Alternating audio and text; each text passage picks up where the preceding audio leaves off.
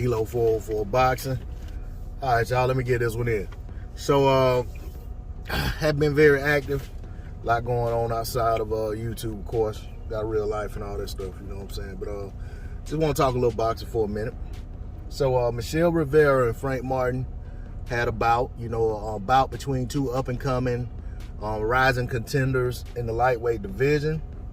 And, two guys that, pretty much kind of viewed as being right along the same space or pace or place in the division in terms of where they ranked just below the guys that are considered the top tier guys at 135. And when I think about the top tier guys, it's probably the same guys that everyone else thinks about. Your Tank Davises, Ryan Garcia, if he's in the division, Devin Haney, of course, the undisputed champion in the division, Shakur Stevenson, who just came to the division, and then, of course, Lomachenko. So, those two guys fall just below those guys, in my opinion. They're not quite there yet, but two guys going into this bout that were, pretty much looked at as being the guys that could potentially be next up. When the bout took place, you know what I'm saying? Definitely, when the bout was made, definitely was a lot of excitement and buzz around it, especially when it kind of seemed like it came out of nowhere. Got penciled in for December, which squeezing in a couple bouts late in the year, which used to not be very commonplace in boxing. A lot of times they didn't want to put fights on in December, feeling like people wouldn't be very interested in it. You have some here and there, but and mainly sometimes that was kind of reserved for pay-per-views. That they looked at like people aren't going to pay pay-per-views for a big fight, that close to Christmas. But also there were sometimes, they wouldn't put certain fights on, with certain guys that close to that point in the year. But I'm glad the fight was made. I was excited about it like a lot of other people. I felt like Michel Rivera could edge the fight out. I chose him to win by majority decision, and I ate crow for that. So when it comes down to it, this is how it played out. For those of you who didn't see it,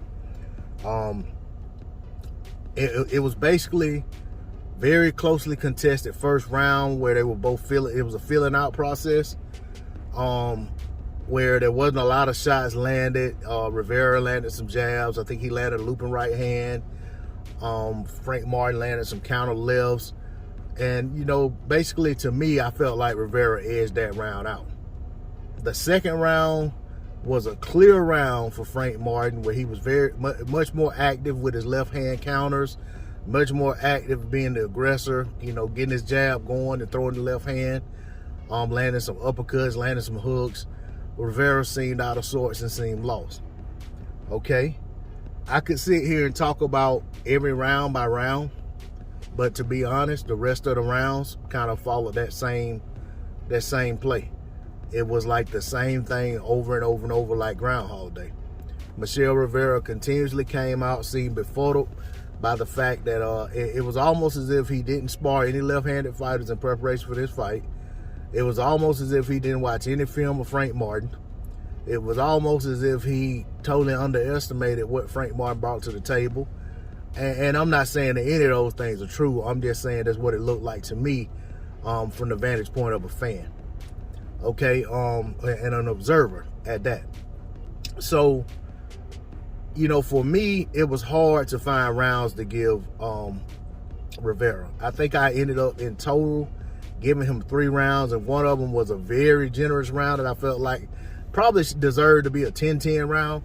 I think that may have been the 9th or 10th round or something. I can't remember. But, in all honesty, it was the rounds that I could give Rivera, he barely won them, even in my eyes. So, and like I said, I picked the guy to win. And sometimes when you pick a guy to win, sometimes it kind of sways you to leaning toward them in close rounds. But it was very hard for me to give him rounds. Frank Martin controlled ring. He was the ring general in there. His defense was on better display. He seemed to be the better technician in there. He was able to exercise his game plan, his strategy better than Rivera was. I'm assuming, because I don't know what Rivera's game plan really was. I know what he talked about doing, and he wasn't able to do that, which was he planned to dominate Frank Martin behind the jab and then, rain some big right hands on him. And, the big right hands were few and far in between because he really wasn't very well doing a good job with his jab.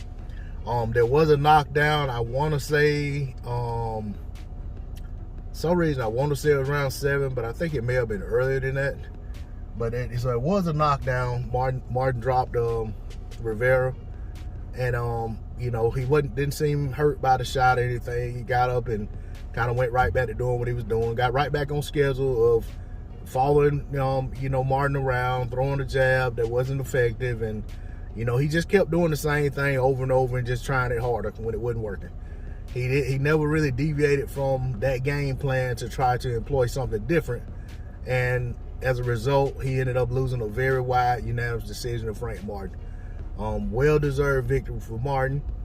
There's a lot of talk about, potential matchups for Martin. I hear people talking about, of course, the big name guys, but, they're talking about Shakur Stevenson. I even see people talking about Keyshawn Davis.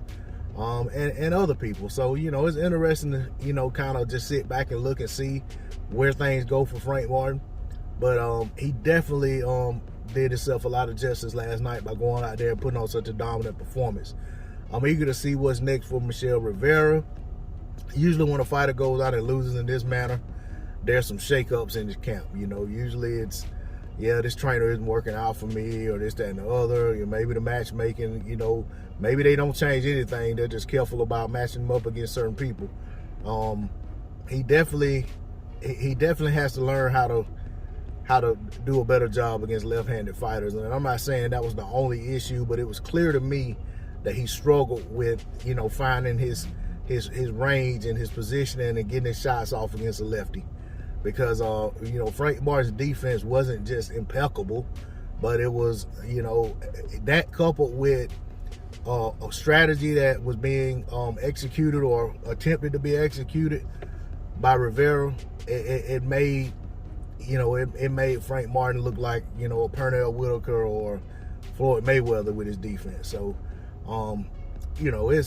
it's just one of them things where it was a horrible matchup for Rivera. Going in, it looked like it was going to be a really good matchup, but there were some concerns going in just off of Rivera's, lack of experience and things like that.